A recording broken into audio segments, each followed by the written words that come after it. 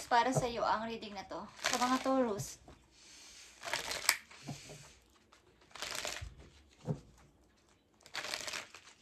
Kung kayo ay Taurus, para sa inyo ang reading na to. Today, May 21, 2025. Sa mga Taurus. Tingnan natin ang inyong message.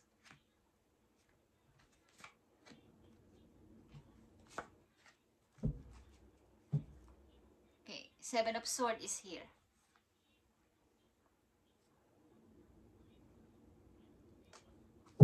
Kayo ay palaging mapag-isa. O ayaw nyo na ng mga maraming kausap. Okay, gusto nyo munang tumistansya sa ibang tao. O sa mga dati nyong kakilala, gusto nyo munang tumistansya. Okay, Taurus, tingnan natin ang inyong message.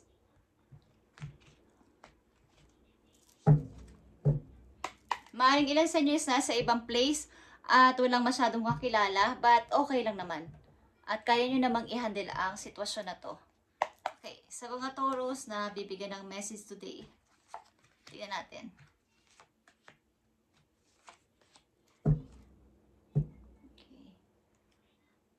Eight of Wands, tuloy-tuloy lang Taurus. Tuloy-tuloy lang, kahit ito ay parang sa palagay nyo ay mahirap, is tuloy-tuloy lang. Unang message for you, Two of Swords. May mga pagmumuni-muni kang nagawa o ginagawa sa iyong sarili. Pag-iisip-isip, ano ba dito ang dapat kong itry? Anong bansa ba ang dapat kong puntahan kaya? O anong lugar kaya ang pwede kong subukan o puntahan? Okay. May alinlangan. At Eight of Swords, nagpapatuloy sa pag-iisip-isip dahil wala na akong ipon. Wala na rin akong, kukunti na rin yung aking mga impok sa bangko o marami akong pinagkakahiraman. Ilan sa inyo? At Page of Cups is here. May mga inaalala kayo about sa inyong mga anak, guys. Ilan sa inyo is inaalala ang kinabukasan ng inyong anak at maaaring nag-aaral pa ito. Kailangan kong magpalakas ulit. Kailangan kong ayusin ang sarili ko para dito. Para makabangon ulit. Para sa aking anak. Okay. Taurus, kailangan ko ulit mag-isip ng anumang paraan para sa pag-i-start sa buhay. Para uli ako ay mag-grow, umunlad ulit at ibalik ko yung mga nawala sa akin, lalo na sa money. Especially sa money. Is bumangon ulit sa buhay. Okay. Five of Cups is here. Kalimutan na at huwag nang panghinayangan ang mga nasayang o nawala sa akin. Magpatuloy sa buhay. Alam ko may naghihintay sa akin na kumbaga kung kayo may anak na kasama sa bahay o sa buhay is may naghihintay pa. Hindi ako dapat dito mag-stuck o magpaka-tigil-tigil dahil may naghihintay ng aking support. Three of Wands. Okay, guys. Pag i-start na sa buhay talaga, maaring paghanda. May inihintay din kayong opportunity galing sa malayo. Pero talaga may mga pagsubok na dumarating at mga hadlang sa paligid. Guys, lalo na sa about sa nakaraan. Mga reflect galing sa nakaraan. Message for Taurus. Ilan sa inyo ay ang hirap mag-isip o ang hirap pumili. Pero kailangan kong bumangon. Kailangan ko ulit mag-start. Magsimula. Para sa mga Taurus, tingnan natin ang message for you.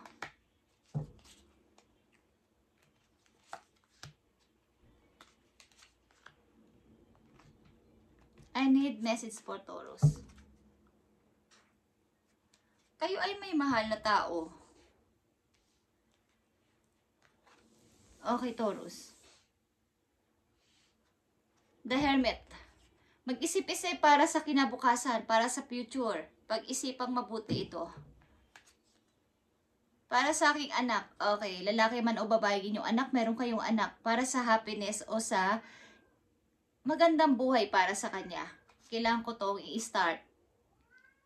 Kasi ako ang nagpo-provide lang. Ako ang nagpo-provide dito. As a King of Wands is, kayo ay provider. O something na kayo ay nagpo-provide ng mga needs niya. Nandito ang Five of Swords, guys. Kailangan may isakripisyo ako, may dapat na akong mayroon akong tatanggalin na tao sa buhay ko, mayroon akong kakalimutan para dito. Page of Swords, guys. Maaaring ang ilan sa inyo ay may iba't ibang ginagawang mga technique sa buhay para sa paglago sa sarili.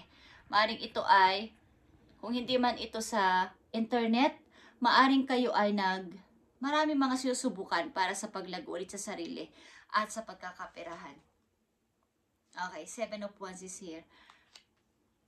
Maaaring ilan sa inyo dito ay mayroong mga ini-start na isang trabaho. May trabaho kayo pero may ini-start pa kayo mga part-time. Something na kailangan ko pa itong itry para madagdagan pa yung aking kinikita. Okay, may mga ini-start pa kayo mga iba't ibang mapagkakakitaan. Ilan sa inyo o nag-iisip kayo dito.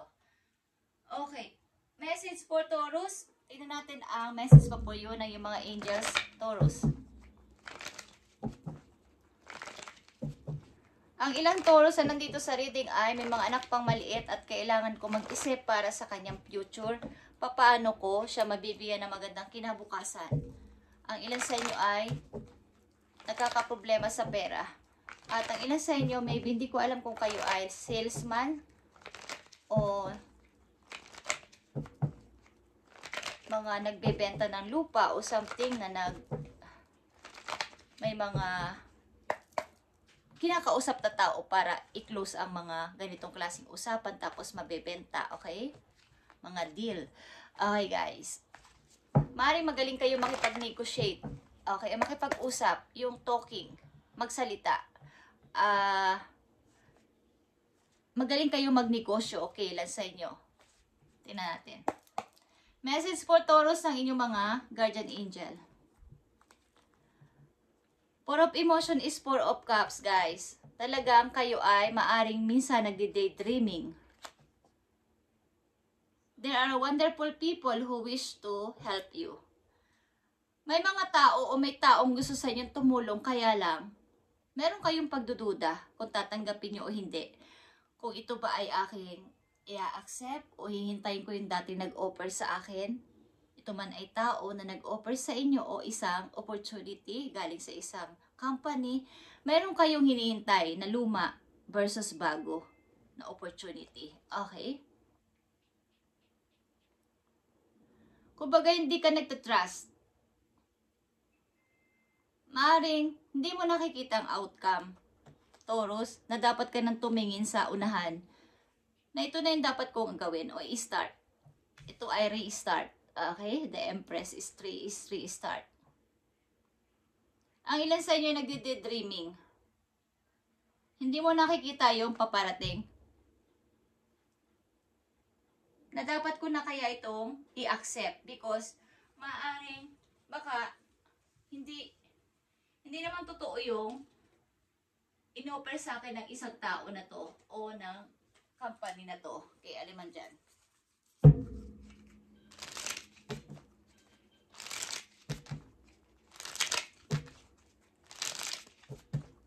Hindi ko alam po nagkakautang rin kayo sa mga credit card, guys. Nag-iisip ang ilan sa inyo mag-abroad. Nagtitingin-tingin ng mga bansa na kung saan magandang bansa. Okay. Tingnan natin. Ang message pa po you. Sa mga Taurus nandito sa reading, may nihintay kayong opportunity galing sa malayo. Ace of Pentacles is here, okay, and King of Swords, and Eight of Pentacles. Okay, guys. Mari ito ay galing sa isang person ang hinihintay ninyong opportunity na to, o ang tao nag-o-offer sa inyo is, ito ay nagdadalang isip kayo kung i-accept nyo o hindi. Titignan natin ang King of Swords dito, guys.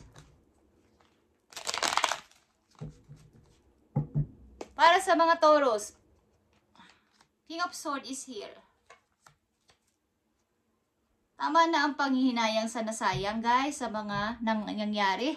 At ipagpatuloy ang buhay. Andito, kung kayo may anak dito, iniisip ang kinabukasan, magpatuloy kayo. Okay? Ang tao na to ay nasa malayo. The Lover and the Justice. Magkalayo kayo ng person na to maybe. At maaaring meron ditong balancing kumbaga, kahit kayo magkalayo ay nagkakaunawaan naman at hindi man kayo nagkikita, meron ditong nangyayaring give and take sa inyong samahan ng tao na to. Maaring ang tao na to magbibigay sa'yo ng magandang opportunity. Okay, Taurus. Maaring hindi mo nakikita. Para sa mga Taurus, message pa po yun para magkaroon ka ng guide. May 21, 2025 sa mga Taurus. Tingnan natin ang mga message pa po yun. Kailangan mo palakas ng sarili, okay? Umpisa mo sa iyong appearance, sa iyong look, sa iyong diet. Sa mga Taurus na nandito sa reading, tingnan natin. Masyado ka nang nag-iisip ng malalim. Maaring nagkukulang kasi kayo sa money. Message for you, okay? 10 of Pentacles, 10 of Cups, guys. Love and blessings fill your life. Harmonious relationship with family members. Happy ever after. Okay. Magkakaroon ka dito ng masayang family with him or with her, guys. Okay. Maaring meron kang lover sa malayo at meron naman ditong give and take ang pag-ibig na to. Bagamat ito ay malayo, kayo ay may pag-uusap na maayos at maganda. Ang tao na to maybe ang hinihintay mo na magbibigay sa'yo ng magandang opportunity. Okay, but ito ay totoo. Okay, guys. And sa inyong career and sa inyong kapirahan, tingnan natin o silipin natin ang gustong sa inyong sabihin. Maaaring ito ay about sa inyong career.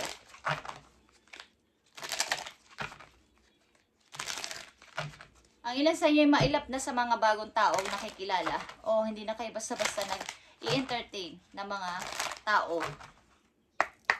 Para sa mga Taurus. Thank you. Andito ang setbacks. Taking one step forward only to take two step back.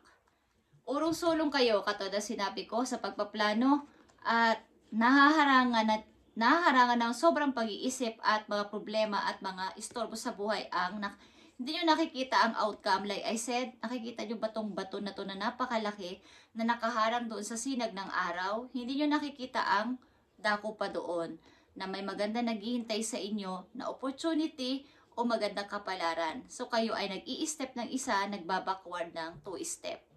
So hindi tuloy-tuloy. Mas marami yung inyong pag-atras kaysa sa pag-forward. Setbacks are telling you that you're not ready to enter the next phase. Ibig sabihin, maaring nagbabala ka mag-abroad, nagbabala ka lumipat, nagbabala ka na mga ganito, but nauudlot. Nauudlot ang iyong mga binabalak.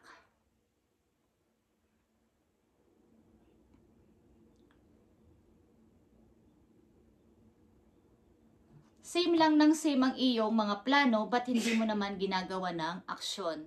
Taurus, okay? So, hindi ito papunta sa pag-unlad kung pabalik-balik. Nakikita mo ba ang maganda naghihintay sa'yo pa ikaw ay nag-forward at nagpatuloy? The Empress is here.